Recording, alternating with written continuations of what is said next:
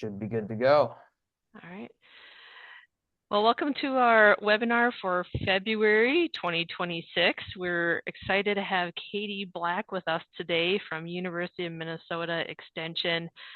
I'm Laura Edwards. I'm with the North Central Climate Collaborative, one of the leads on this team. And so I see some familiar names in the participant list today.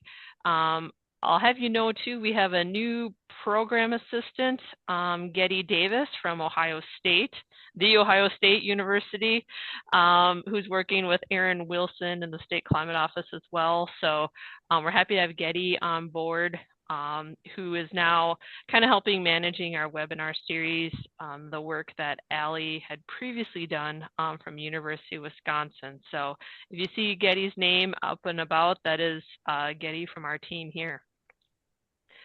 So Katie is joining us today to share one of the exciting programs that they have going in Minnesota with this network of climate adapted farms. And I'll let her take over here. Please feel free to write your questions in the Q&A box on the bottom there of your Zoom screen. And you can chat with the panelists, with myself, Katie, or Getty on the chat function if you have a technical issue or something else that you need to share with us. Otherwise, we ask that you please use the Q&A. We will, if there's opportunities here, we will share some resources or links through the chat feature with you. So keep an eye open for that, as we might share some information to you that way.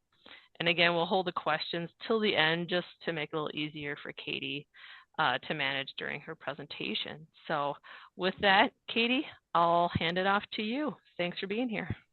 Yeah, thanks for having me, Laura and Getty. It's great to be hosted on this platform, and it's so nice to be with everybody this afternoon.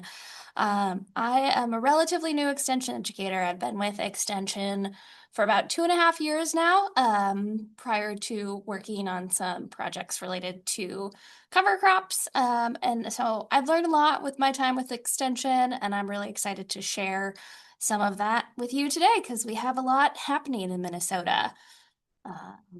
All right, so for the next hour with you folks, I'll be telling you a little bit more about the team that I am a part of because it's a pretty unique collaboration. And then I'll talk about some of the key parts of the programming that I lead. So I'll be talking about our Resilient Farm Planner, or be talking about a workshop series we do called Risk to Resilience. And I'll be talking about a new project that we've started recently that's all about preparing farmer advisors. And then, like Laura said, we will have time for Q&A at the end. So I'm sure some of you have heard of MCAP for a while now, but for those of you who have not, we are the University of Minnesota Climate Adaptation Partnership. And really, our overall work has a lot to do with championing climate leadership across the Midwest, engaging in cutting-edge climate research, disseminating the results of local climate projections for Minnesota communities so that they can adequately prepare and build resilience in the future, and then providing technical support for data-informed adaptation work. Some of you may also know us from the biannual Midwest Climate Resilience Conference that was in Duluth in 2023 and in Milwaukee of 2025. And you can find more about us at our website, which is climate.umn.edu. I am part of the Extension team, but the Climate Adaptation Partnership is made up of a great collaboration of research scientists. So we have climatologists and hydrologists on our team, as well as social scientists. We have extension educators like me who represent different sectors. Then we're also fortunate to have some folks who are housed at the state's regional development organizations who are leading climate adaptation work in partnership with us in various communities around the state. So at this point, we have 4 or 5 of them represented by the stars on the map. Our work is pretty broad in scope, so I'll share a little bit about some key highlights. So again, we engage in cutting edge climate research. A member of our team was just in Antarctica as part of a project called Coldex that seeks to find some of the oldest ice on the planet. A lot of the work we do is based on our high resolution climate projections. We have, as I said, our dedicated extension team. We also work closely with the state on a variety of projects, such as creating adaptation indicators for how much progress the state has made in adapting to and preparing for climate change. We're fortunate to have some people on the team who lead work on analysis and communications.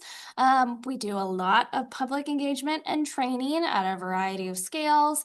And then we're also fortunate to have our director engage in some state and federal engagement as well. So we have a lot of breadth and depth when it comes to climate resilience. In terms of sectors we represent, it's quite wide. So we work with agricultural communities. We have someone on the team who works in public health as it relates to climate adaptation. We work on tribal lifeways, water resources, natural lands, built environments, and community development. And a lot of our work is really focused on responding to the need to narrow the resiliency gap. So for those of you who are not as familiar with that term, the resilience gap represents the degree to which a community is unprepared for damaging climate effects, and it essentially describes the degree to which people will suffer from climate-related events.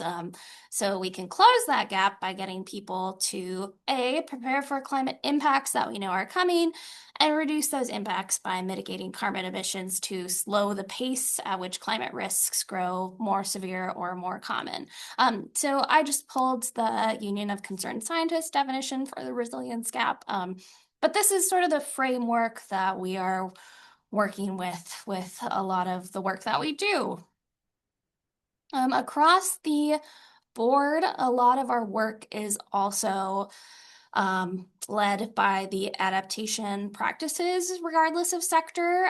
So this is a framework that was created by the Water Utility Climate Alliance. Our director was engaged in creating these practices, but essentially, regardless of the communities that we work with, we are trying to walk them through these steps. So being able to plan for climate resilience or adapting to climate, thinking about implementing certain practices that make them more resilient, thinking about how communities can sustain these efforts in light of funding or people power challenges, how we can engage more people in our various communities in this work, and then, of course, fundamentally getting more and more people to understand some of the risks that we will be facing with climate change in our state. So a lot of the work that I do is getting people to understand how our climate has changed and what we expect to happen in the future. So this will not be surprising to many of you, but in the future, we expect that Minnesota's climate will become warmer, wetter on average. There's a caveat for what season you're looking at. And then again, these trends towards more of the extremes. How are we able to tell people that? There are lots of great resources that many people in NC3 have contributed to that educate people about future climate risks.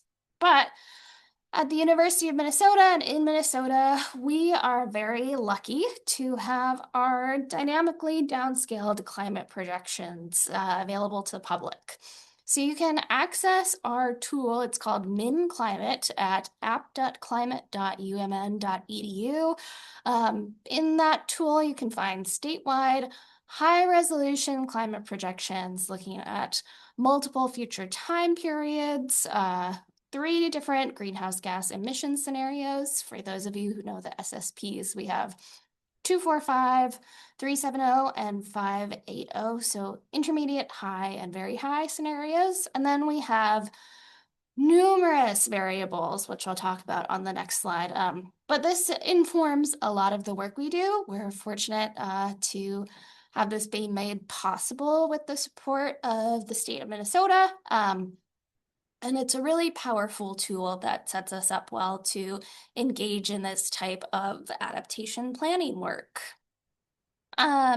Again, just in terms of some of the variables that we have, I'm not going to talk about all of these today for the sake of time, but we have 30 plus variables relating to precipitation, temperature, humidity, different soil characteristics. So we have temperature and moisture at a few different depths, and then we have factors relating to lakes as well. So if you were to go to our tool, essentially you would plug in what timeline you're looking at, what SSP you're looking at, and our map would essentially be able to split out the data from our downscaled climate projections. So this is a slide that I might use in a lot of the work that I do.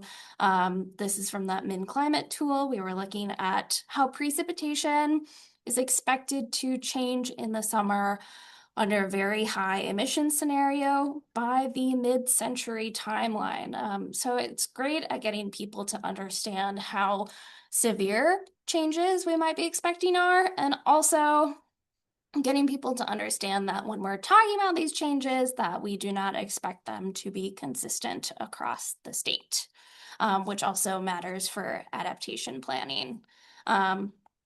And again, this was just showing you the variety of factors, so we can talk about precipitation and we can also talk about temperatures. So this was looking at the same time period, same emission scenario, and looking at how many days in the state we might expect that exceed 90 degrees Fahrenheit in the future.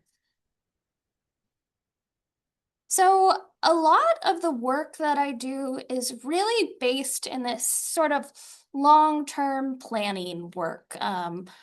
This is a slide that I, again, use for many of my presentations. I think it sort of describes a bit how my role is different from what we might do in more traditional extension roles. So if I was an extension educator who was more focused on short-term extreme weather or weather patterns, I would be able to advise a farmer and say, hey, there's a likelihood of frost for tomorrow. It's 80%, so you're probably going to want to do something about that. I always tell people that with the data that I'm working with people, I can't tell them, like in March of 2045, you've really got to look out for that because we know it's going to be XYZ. Can't do that with our data. So what I am trying to engage people in is thinking more strategically about what investments make sense. So this was a study that was looking at how to talk about climate projections with farmers who I believe owned orchards in California. We're saying if we're using our climate projections, we might be able to tell you that we expect a 50% decrease in the number of frost occurrences by March of 2040. So again, the conversation that you have with farmers in the place that you're moving them to is quite different, where you're talking about what varieties might make sense for them to invest in, what machinery or practices make sense to invest in. And a lot of the work that I do as well pulls concepts from scenario planning, which again is really trying to get people to think about, okay, what happens if I do have more very wet springs? What happens if I have a very dry summer? And getting people to sort of plan for those changes so that if and when those changes do happen, that they are in less of a place of crisis and more equipped to thoughtfully respond to them. And that maybe some of those upsets won't be as big because they have prepared. Scenario planning has been around for a very long time. We have a ton of resources on scenario planning if you're interested in learning more. It's been used by a wide variety of companies, and now it's being used in essentially how we can make decisions with deep uncertainty in light of climate change. Um, so I wanted to highlight some of the programming that again sort of displays how we're able to tie in this long-term climate data and work with audiences that are traditionally much more focused on the short term. So the first project that I wanted to highlight is our Resilient Farm Planner. This was thanks to funding from the Minnesota Pollution Control Agency and the Minnesota Corn Research and Promotion Council. Essentially, how this tool came about was that we had discovered that at Nebraska's Extension, they have a really great weather ready farms program, and they have a tool that I think demonstrates scenario planning really well, where you can go in and click on what you might do if there is a wet spring or a dry spring or a cool summer or a very hot summer. We were interested in what it would be like to build a tool that does have the capability to tie in more of those long-term trends that we expect and advise people based on those. So, how did we make this tool? It started with a lot of engagement of agricultural stakeholders. So, we started with our community action meeting, where we convened people representing industry, soil water conservation districts, various state agencies, fellow extension educators, a couple of farmers. We got them all in a room together and essentially did a scenario planning activity with them, where we shared a bunch of this climate data from our MinClimate tool, talked about what some of the impacts for agriculture might be, and then got them together and said, okay, if we do have a spring that is more wet, or if we do have a summer that's more dry, from your perspective, what immediately comes to mind? What are you concerned about as an ag advisor? Um, the summer after we did that community action meeting, we were fortunate to host an undergraduate intern. And with me, that undergraduate intern engaged in some farmer interviews. So we would essentially travel out to people's farms and again ask them questions like, okay, what are some of the strategies that you employ when it's a really wet spring? What are the strategies you employ when you're dealing with really dry conditions? What are the things that concern you the most when dealing with some of these conditions? And then we essentially summarized the themes that we heard. We were again sort of trying to get people to walk into the future of us and ask them, if you were to have, years on end of these dry or very wet conditions, like how would your farm be able to come back from that? Would it be able to come back from that? So we never used the word climate change in those interviews, but we were able to, I think, get people to think about the key trends that we're trying to engage people in. And then for actual content, we relied really heavily on research and experts at a few different places, but a lot of them were based at University of Minnesota Extension. Um, I wanted to share just an example again of sort of the stepping into the future work that we did. I described how we did that with our farmer interviews, but I wanted to explain a little bit more about how we did that with our ag advisors.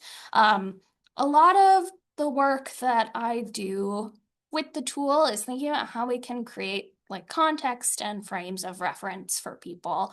So I have a few different examples of this, but I just pulled this one today.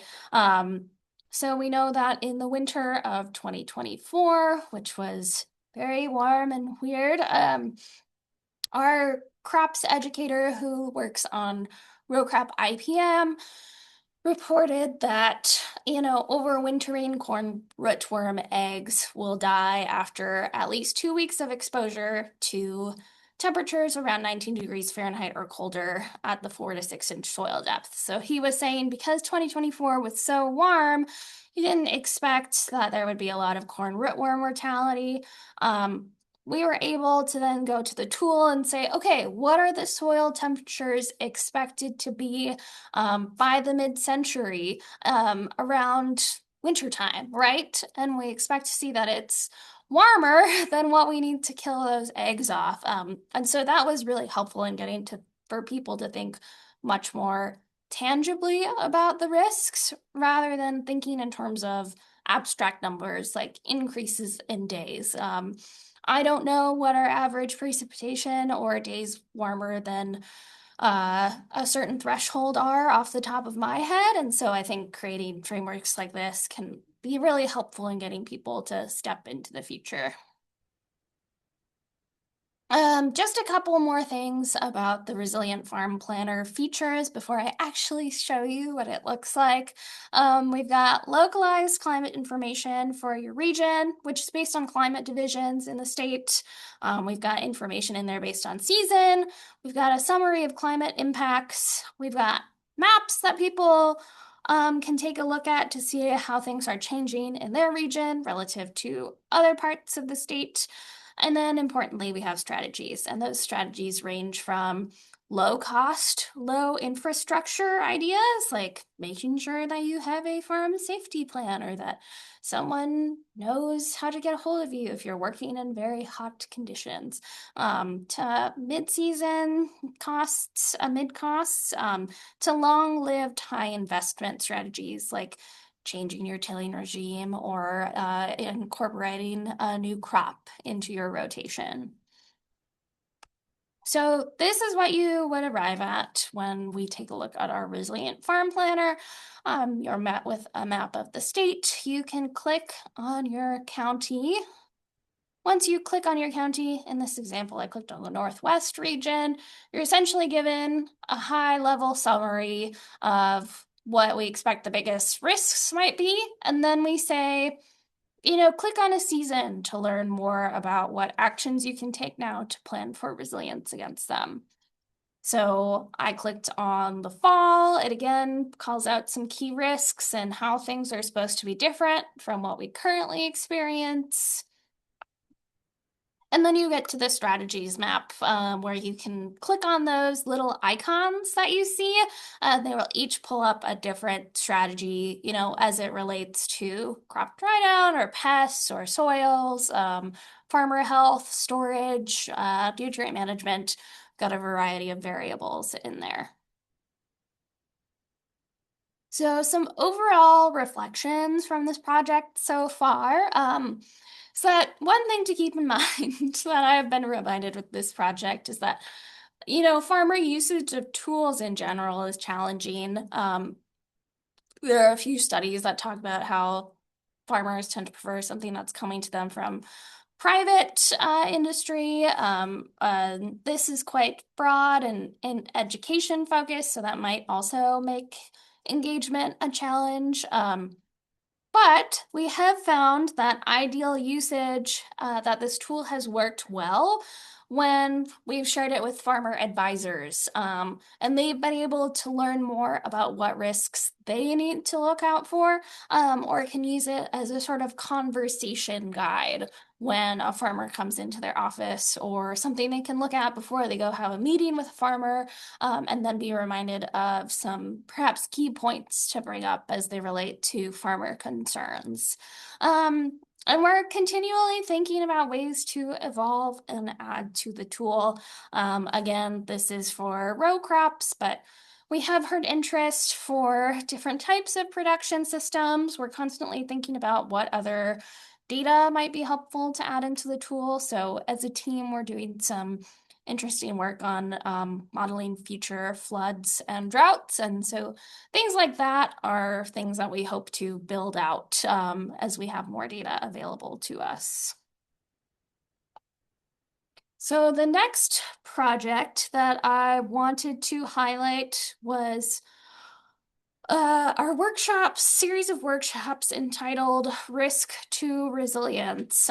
This is just my goal with showing you all of these, just how we're trying sort of many different strategies to engage with a wide variety of farmer audiences. So background and evolution for this project is that it came about through partnerships with other extension educators, mostly on the local foods team, partnerships with an organization called the Land Stewardship Project, and then partnership with Laura Langnick, who's at the Glenwood Center currently and who has done a lot of work on researching and writing about frameworks for thinking about resilient agriculture. So I have her Sarah Guide referenced here, and then she also has a book that sort of describes the process that we walk people through in these series of workshops.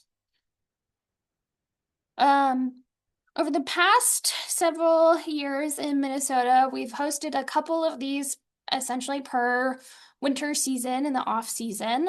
So there was a vegetable cohort in 2021, 2022, 2023, and one just a week ago. We've tried this model with fruit growers for the last 2 years. This will be the final year of a grant that's related to that work. This year, we piloted trying this method out with growers who were interested in adding or expanding small grains in their operation. And then in the future, within the next year, we hope to explore if and how these workshops can work together with mixed production systems so that we don't need to separate these groups out if we're teaching them the same core content. And most of these workshops have been online with some in-person component, and we continue to tinker with that as well. I'll talk about that in the next couple of slides. So this fundamental process that we are walking through in this workshop series is laid out in this slide. This is an overview of the things that we're trying to move people through with us over the course of 2 to 3 weeks or a couple days. So the first step is getting people to think about their overall farm health. We have them engage in some whole farm planning and goal setting. We encourage them to do a strengths, weakness, opportunities, and threats little exercise. Once they have honed in on where they sit with their overall farm assessment, they move on to talking about current and expected climate risks. We then review potential management strategies and practices with them. And then we hopefully help them narrow in on what the best practices are for their goals and values and finalize a plan where they're including timelines for implementation and how they're going to evaluate their process. So that is a lot to take in, so I'm going to walk you through each of these steps in a little bit more detail. So we're going to talk about the overall farm assessment. So the reason that we start with this idea of analyzing your strengths and weaknesses and values irregardless of climate change is because climate change creates many uncertainties and it sort of changes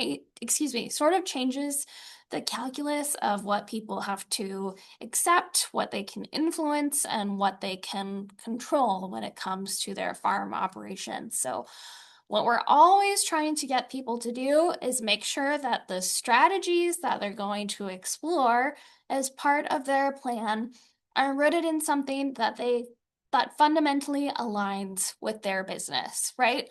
Climate change can be a really overwhelming concept. The data can sometimes really freak people out. And what we are trying to do with this first step is essentially make sure that people have a way of narrowing down the wide range of the things that you could do to adapt to climate change.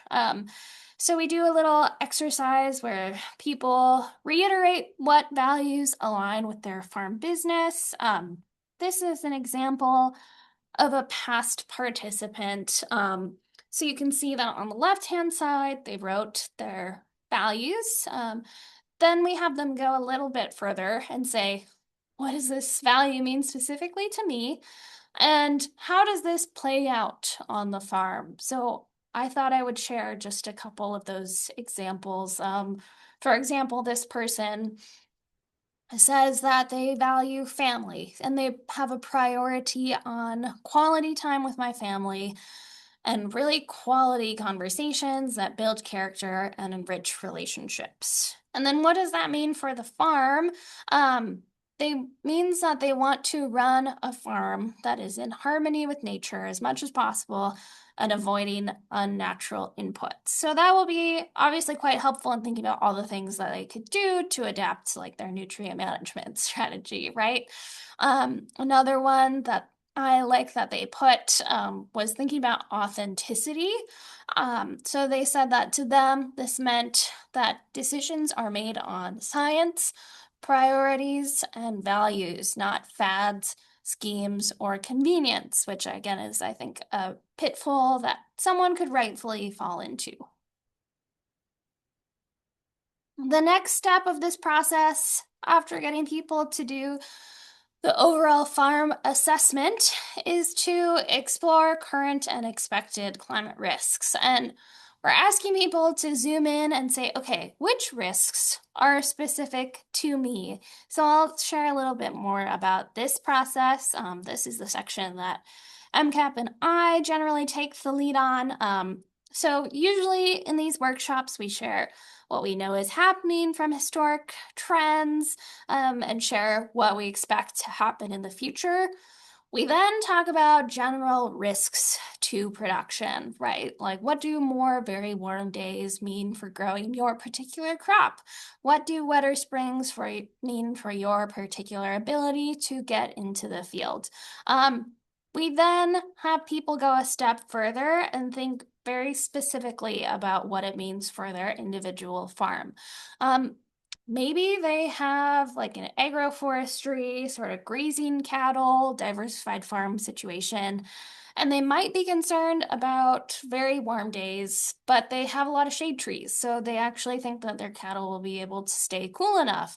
Or another example is, we expect wetter springs, but perhaps the way in which their land is oriented is either advantageous or very not advantageous, disadvantageous for the way that water moves through their fields. So it's sort of a way of getting people to acknowledge that not every climate change risk is going to impact them super severely. So in this example, this is part of the workbook that we have people through. We have them respond to a couple different key climate changes. So more heavy, less predictable rainfall, warmer winters, more very hot days, increased drought, increased spring precipitation, and there's more. We have them think about what's at risk on the farm and how high of a risk is that. So in this example, um, in the case of increased spring precipitation, they talked about field 2, that's really wet. It's always been wet. It's probably not going to get any better. Employee morale, they've talked about how really wet seasons have been really hard on their staff. So that's a risk that came to mind. Soil health in terms of compaction, not being able to harvest when they want because it's just too wet, not being able to fill certain spring CSA boxes because of how certain crops are progressing along. And that results in a very high risk level. But we usually find that, again, not every risk level for every climate change is very high. And it's a way for people to hone in on what is most important for adapting. In general, what are some of the practices that we found work for talking climate? the thing that we always talk about is using credible, salient, trusted information, connecting to past events and locations. Again, so using the example I showed you earlier about how, the very wet conditions or very warm conditions might mirror some of what we expect to happen in the future and what it might mean for them.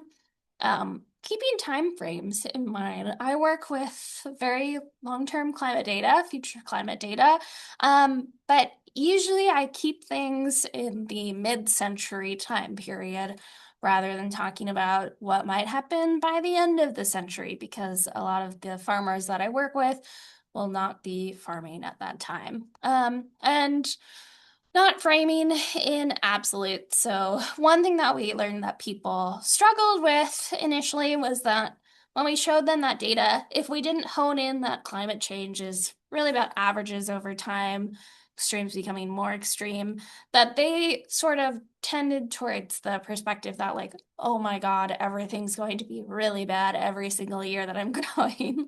And so we constantly are trying to remind people that it doesn't mean that you're going to experience all of this to the same severity in the next growing season, and that people do have time to adapt if they're starting to think about it now.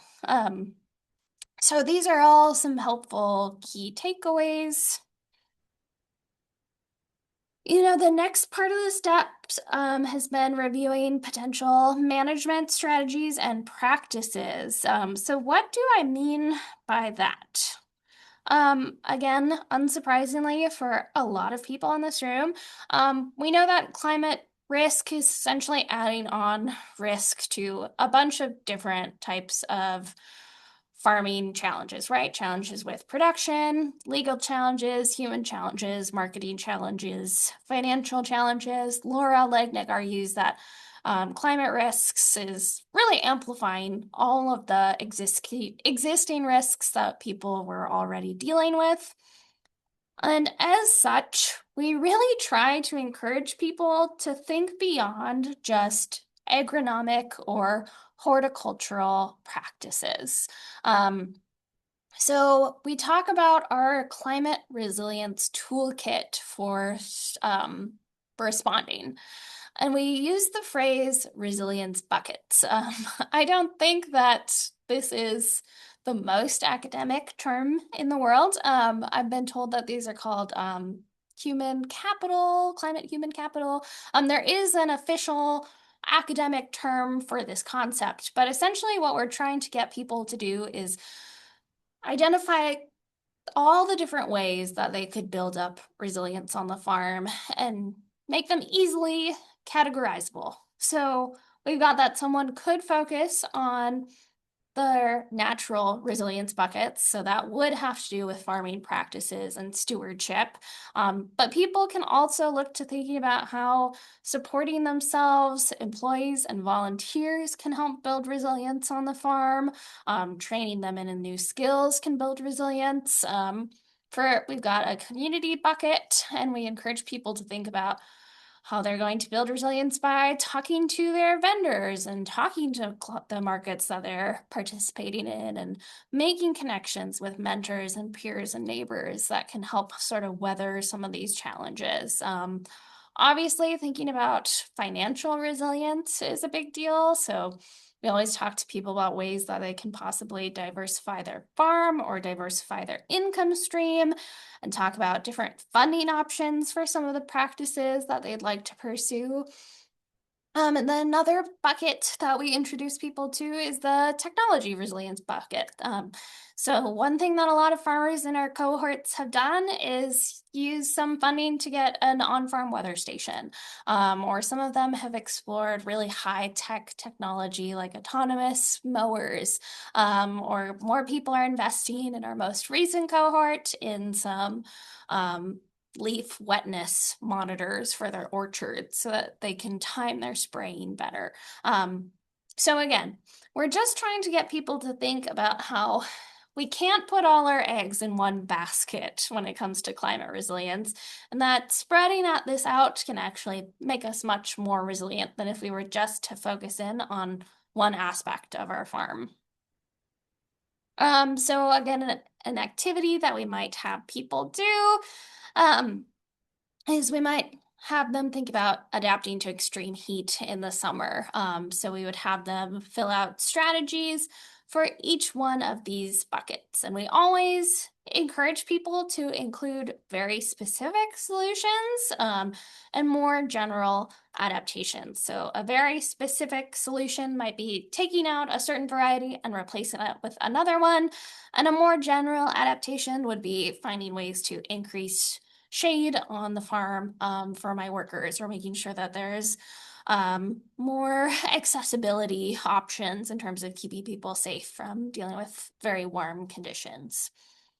Soil health would be another example of a more general adaptation. And then finally, we're having people identify the best practices for their farm and finalize the plan. Um, so that part is sort of speaks for itself because people have gone through the process, and then what they're doing is essentially circling like the ones that have made the most sense after doing some of these exercises, and then we work with them to think about how they can take the next steps on those practice. So what are some things that have led to success with this group? A lot of it has actually had to do with the group dynamics. I don't think this is surprising to anybody in Extension, but people's willingness to return to a cohort usually has to do a lot with who's there and what they're learning from each other. So we're exploring how to make these cohorts sort of tie in with existing cohorts so that people might know each other or have, location, or another sort of uniting factor that helps them relate to each other. Another thing that has led to success is reminding people of the co-benefits of certain practices, because that can also help with this sort of sense of overwhelm of trying to do everything. We know that a lot of the climate adaptation practices can address multiple challenges, right? Um, Another thing that we have found success with has been meeting in person. I think this is a challenge that lots of groups are dealing with, but Zoom fatigue is real, even though we're on a Zoom call right now. But the ability of people to share in person what they're thinking about, where they want to head, connecting with someone with more experience than them has been really powerful. We have found success with bringing in outside expertise. So that has included bringing in NRCS or other state staff who can talk about funding opportunities for some practices. We brought in people who could talk about markets or specific crop opportunities. One thing that we continually hear from these cohorts is that people want more time together. So we're continually exploring ways to integrate more flipped classroom principles, rather than having people have to sit through a lot of PowerPoints. And then money obviously helps. So with the fruit cohort, we were actually able to tie the cohort to some funding so that farmers actually received a couple $1,000s to implement a part of their resilience plan. And that obviously has allowed for a wider adoption rate of practices than other cohorts. And in these cohorts, I think it's really interesting from a research question. You know, People come to these cohorts with, I don't think, very specific ideas of how they want to adapt at the beginning, but along the practice, they're great at pointing out important answers that we need to get to, as sort of the agronomy and horticulture and climate adapted research community. So in the most recent fruit cohort, I got a lot of questions about what will the increasing amounts of carbon dioxide in our atmosphere mean for the ability of fruit crops to produce. Will it be deleterious? Will it result in a boost? There's not a ton of research out there on that. what varieties make sense for long-lived perennial crops, especially. Um, what pests do we specifically need to be paying attention to and how will they change? Always got questions about what the return on investment will be for certain practices, which again, more resources on that would be great. Um, and I think a question that people always ask that we haven't arrived at a great answer for is how do you maintain the momentum of this group? So people are really excited about connecting with each other and then they do their plans and then it's very easy for people to just sort of go back to their daily lives. But I think that we're trying to explore ways that we can continually bring these groups back together so that they can learn from each other as they implement more and more of the parts of their plan. I just have a couple minutes left. I want to have time for questions, but I just wanted to wrap up with one more project that I thought would be of interest to the group. And I think again shows sort of the breadth and depth of what we're trying to do with our agriculture work. So we have a project that is also specifically focused not on farmers, but farmer advisors and how we can prepare them to essentially do what we're doing in our risk to resilience workshops and have more conversations about climate risks and implement some key strategies for adaptation. So this work came about thanks to a partnership with the Minnesota Farmers Union. They have they do a ton of great work in talking about climate adaptation and climate resilience. And they recently released this report called Climate and Agriculture, What Do Farmers Think? Last year. One of the themes in that report was that farmers reported that they didn't have enough support to implement climate smart management practices. They either couldn't find someone to help them with a certain practice, or there just weren't enough people in their area who were informed enough to advise on some of these more future focused practices.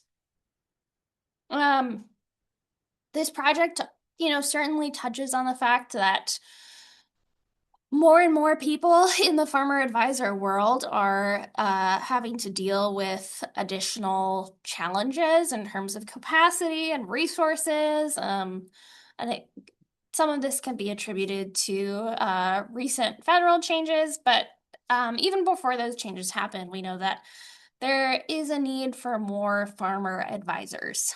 This was data from J.R. Buckle at Iowa State and a couple other people. It was looking at the conservation practitioner report for the Soil Water Conservation Society. This is a busy graphic, but essentially what I wanted to show you was that if you take a look at the high need column, you'll see that many of the local offices reported that they have a high need for increased capacity to design practices, to help with conservation planning, to improve training, etc. So this work also dovetails with not just addressing farmer needs, but also thinking about how we can deal with this challenge of farmer advisors not having a ton of extra capacity with the work that they're dealing with now. So the thing that we're exploring that we don't have an answer to yet, because this is a new project, is thinking about what are some of the critical skills needed to better support farmers in the process of adapting to climate change, and then how can we work with farmer advisors to make sure that they can meet those needs. So we have been doing some interviews with key stakeholders, and by that I mean a lot of people in Minnesota who are sort of heavily involved in training efforts for the state, or who have really been part of growing climate, or excuse me, like agricultural advisor trainings in the state. And some initial themes that we've heard from these people are that rather than using climate change, they largely communicate the issues associated with a changing climate through other terms and practices. So soil health was one that they constantly used to talk about floods and drought issues. Heard a lot about structural barriers, so capacity issues, funding issues, and sort of this existential question of how do we square those when designing trainings?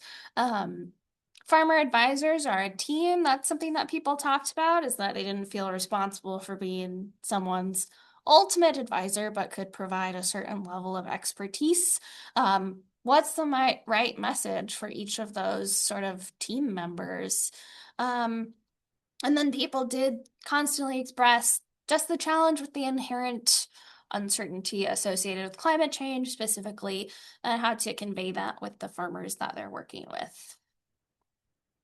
So where are we headed with this? We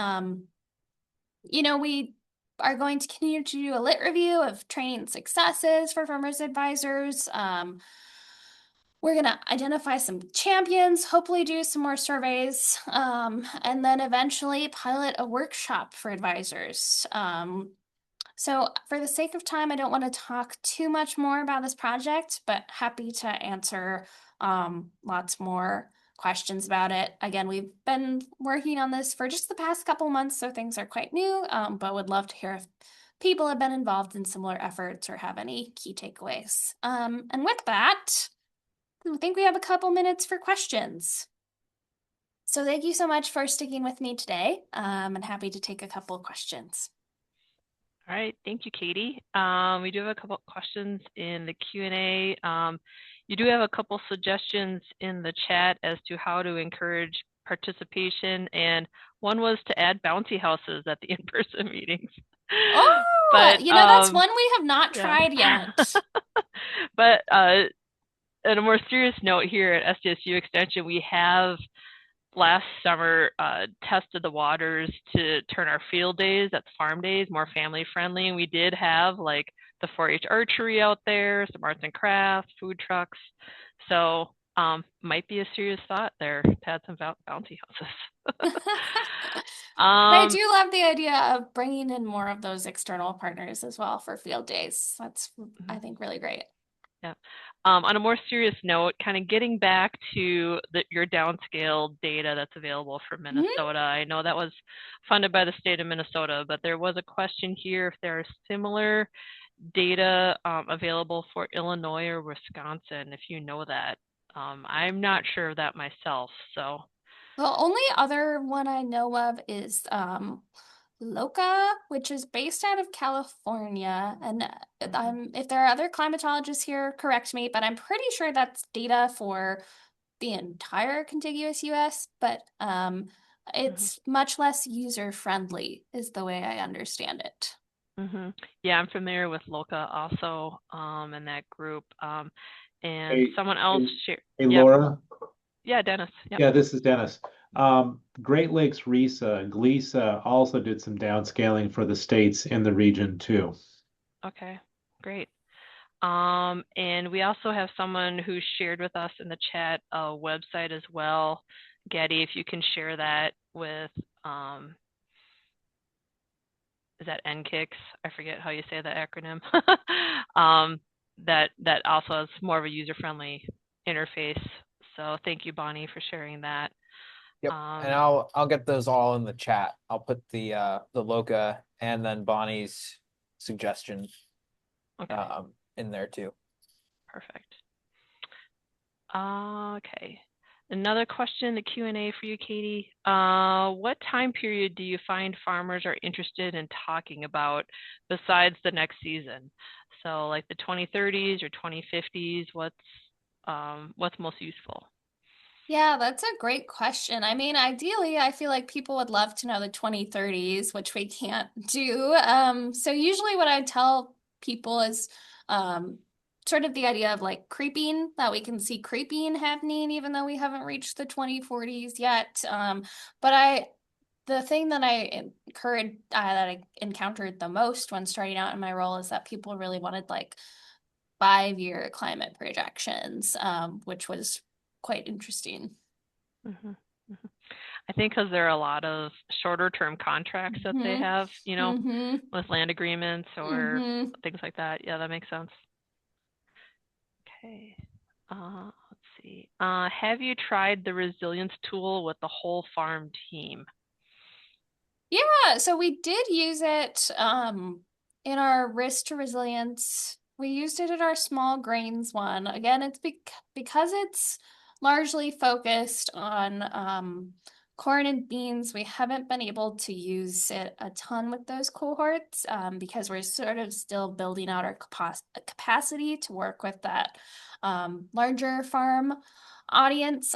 But it's absolutely something that I would like to do more of. I know that I have some colleagues in the fruit and veggie world who pointed it out to people just as a way to be like, these are all the things you might be thinking about. But it would be great to think about how to be more intentional with the use of that tool and connect it to future risk to resilience cohorts.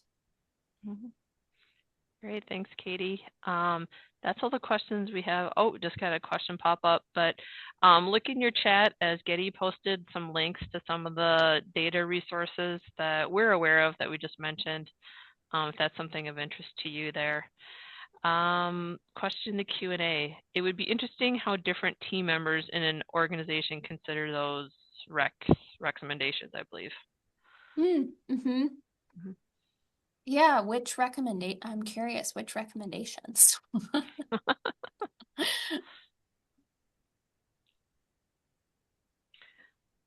So we have the Q&A open here. If there's any additional questions, comments, things you'd like to share with Katie, or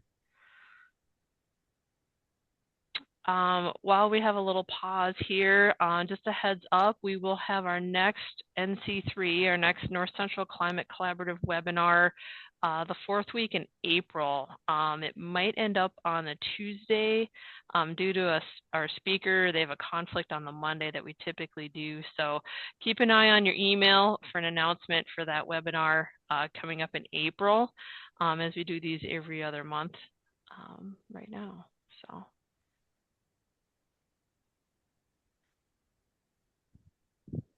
Last call for any questions as we're down to the end of the hour. I had one more chat suggestion come up, not necessarily a question, but it was a link to UW downscaled climate data for Wisconsin from the University of Wisconsin. So I'm going to drop that in the chat real quick. Thank you, Daniel, for sending me that. But otherwise, that's it for me. That's great. Yeah, thanks, Getty. Yeah, I knew on the research side of the house, things were being done there. So I'm glad to see some of that's available out on the public. Katie, a couple more questions for you in the chat. First here, what projects are you most excited to work on in the future? Ooh, that's a good question. Ooh, that is a good question. I am really excited. I think that this farmer advisor work that we're doing is really challenging, but I am really excited about the possibility of being better connected to these groups. They represent a lot of key stakeholders in the Midwest, a lot of people who are at the forefront of thinking about how we can increase adoption of climate smart agriculture, and I'm really excited about just better partnerships that I think can come out of this and the possibility for it to lead to bigger programming like a course or sort of a returning Keystone program that we have. Right. And we have one more here. Anecdotally, have you noticed a change in perspectives of participants related to climate change and long-term planning? Yeah, that's a good question. I think it really depends on the farmer audience that we have been working with. So I've noticed that for a lot of the smaller, more diversified vegetable or even fruit growers, their sort of initial response to long-term planning is a lot of, I would say, anxiety about what the future will hold, questions about if they'll be able to continue to farm. But I think that sort of goes away as we get more through the process. And it's sort of the other side of the coin with the larger scale growers. So with our more larger orchards or with the small grains cohort, I think people heading into it were sort of like, change happens every year. Like, I don't know how much stock to put in these long-term projections. But But through conversations, by the end of it, you could tell that people were starting to be like, yeah, like that was a pretty good point, or like I hadn't really thought of it that way. So I would say it just really depends on who you're working with. Mm-hmm. Great. Well, thank you, Katie. We're at the top of the hour here. There was a question in the chat about the next webinar date. Yeah, on or around April 28th is what we're projecting at this point for the next webinar at 1 p.m. Central Time. Thank you, Katie from Minnesota. We've got Getty from Ohio and myself from South Dakota. We appreciate you joining in our NC3 webinar today. Thanks, everybody.